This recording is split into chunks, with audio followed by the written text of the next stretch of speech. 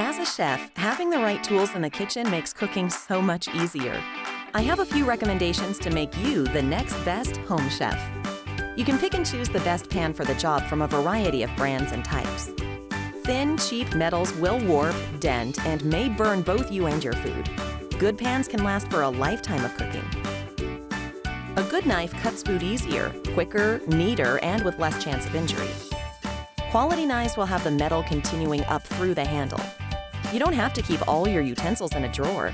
Find a container to hold your utensils within easy reach on the countertop.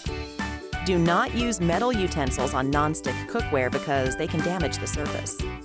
These tools will make cooking at home a breeze. Knowing common cooking methods can improve your healthy cooking skills. Sauté, to cook food quickly in a small amount of oil in a skillet or frying pan over direct heat.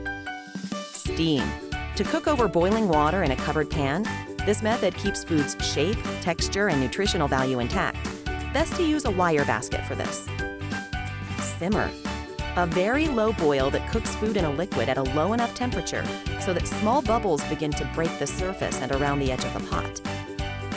Take it from me, learning the key tools and techniques to prepare healthy meals can set you up for success in the kitchen.